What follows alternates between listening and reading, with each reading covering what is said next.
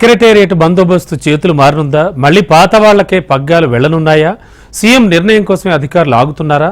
గత ప్రభుత్వం ఆరోపణలన్న పేరుతో పక్కన పెట్టిన వాళ్లకు మళ్లీ బందోబస్తు పగ్గాలు ఇస్తున్నారా? Watch the story.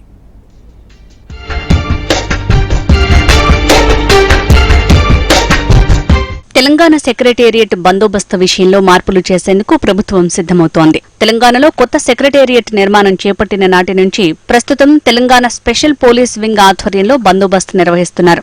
అయితే మళ్లీ స్పెషల్ ప్రొటెక్షన్ ఫోర్స్ ఆధీనంలోకి తెలంగాణ సెక్రటేరియట్ భద్రత వెళ్లనున్నట్టు ప్రభుత్వ వర్గాల నుంచి టాక్ వినిపిస్తోంది. ఇప్పటికే దీనికి సంబంధించి ముఖ్యమంత్రి రేవంత్ రెడ్డి ఫైనల్ డెసిషన్ కోసం ఎదురుచూస్తున్నట్టు సమాచారం.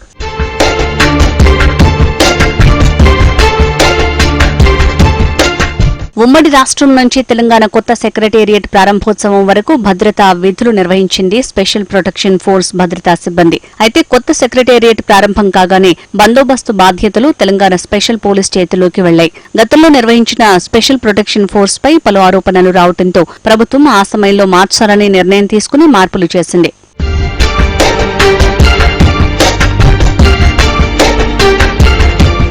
ప్రస్తుతం 450 మంది సిబ్బందితో షిఫ్టుల వారీగా తెలంగాణ స్పెషల్ పోలీస్ సచివాలయాన్ని పహారా కాస్తున్నారు. హైదరాబాద్ కమిషనరేట్ పరిధిలోని law and order, police, traffic, సాయుధ రిజర్వ్ పోలీసులు కలిపి మొత్తం సెక్రటేరియట్ భద్రతలో 650 మంది ఉన్నారు. సుమారు 300కు పైగా సీసీ కెమెరాలతో పోలీస్ కమాండ్ కంట్రోల్ సెంటర్ కు అనుసంధానం చేశారు.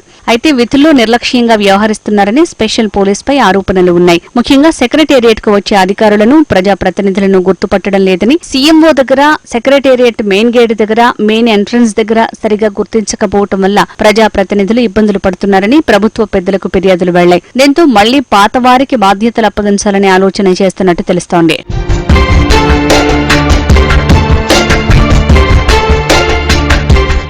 గతంలో ఎస్పీఎఫ్ పై పూర్తి అవగాహన ఉన్న రవి గుప్తా ప్రస్తుత హోంశాఖ స్పెషల్ చీఫ్ సెక్రటరీగా బాధ్యతలు తీసుకున్నారు. దీంతో ఎస్పీఎఫ్ కు లైన్ క్లియర్ అనే టాక్ నడుస్తోంది. సెక్యూరిటీ మార్పు ఫైల్ సీఎం వద్ద ఉందని ఇంటెలిజెన్స్ రిపోర్టు అనంతరం సెక్రటేరియట్ భద్రతకు ఎస్పీఎఫ్ పై ఫైనల్ డెసిషన్ ముఖ్యమంత్రి తీసుకుంటారనే చర్చ సచివాలయ వర్గాల్లో జరుగుతోంది.